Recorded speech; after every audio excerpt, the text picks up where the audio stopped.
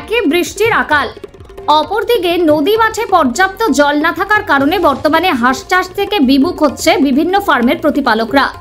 নদীয়ার বিস্তীর্ণ এলাকায় চাষাবাদ এবং পশুপালনের মধ্য দিয়েই রুজিরুটির পথ খুঁজে নেয় মানুষ। তবে এই নদীয়ার কৃষ্ণগঞ্জ বিধানসভার বিভিন্ন প্রান্তে যেরকম সবজি চাষ হয়ে থাকে, অপরদিকে হয়ে থাকে হাঁস মুরগি প্রতিপালন। আর এবার সে কারণেই হাঁস মুরগি প্রতিপালন করতে গিয়ে বেগের মুখে পড়তে হচ্ছে প্রতিপালকদের। তারা জানাচ্ছেন, একে আবহাওয়ার খামখেয়ালি, অপরদিকে বর্তমানে জলাশয় কিংবা পুকুরে পর্যাপ্ত পরিমাণে জল থাকছে না। তাই বর্তমানে হাঁস প্রতিপালন করতে গিয়ে বেগতিক দেখছেন তারা। বিভিন্ন প্রতিকূলতাকে পাশ কাটিয়ে অবশেষে হাতে গোনা কিছু হাঁস প্রতিপালন করছেন ফার্মের প্রতিপালকরা। তবে বর্তমানে হাঁসের চাহিদাও কমছে, তাই মুরগি চাষের ওপরে বেশি ঝোঁক তাদের।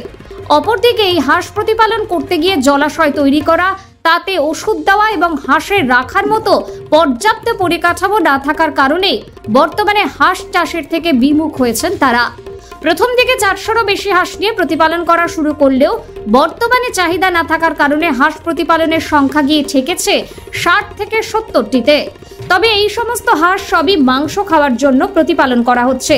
তবে যদি এভাবে প্রকৃতির খামখেয়ালিপনা চলতে থাকে, ভবিষ্যতে হাঁস প্রতিপালন থেকে তারা পুরোপুরিভাবে বিরত হবেন বলেও জানিয়েছেন।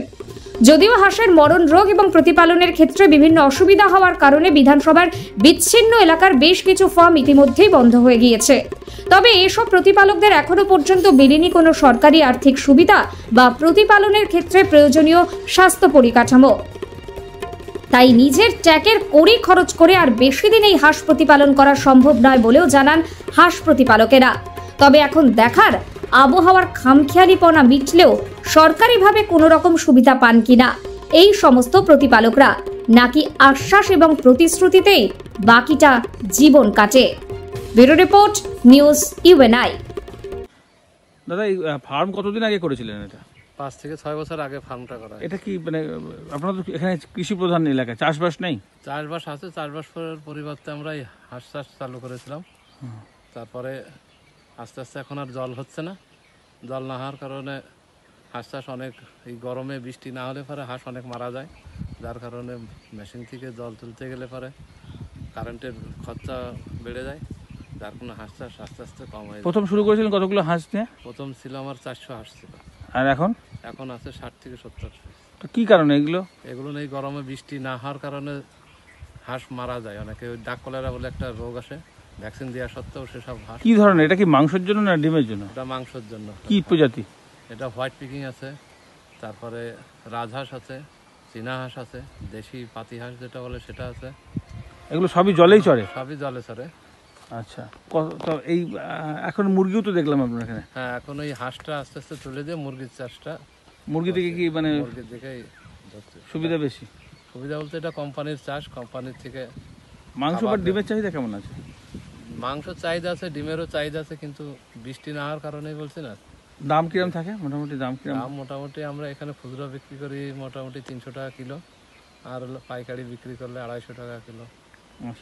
বাজারে তো ভালো? হ্যাঁ, বাজারও ভালো আছে, কিন্তু শুধু জলের জন্য আমরা চাষটা মার্কে যাচ্ছে। পুকুর কি নিজস্ব?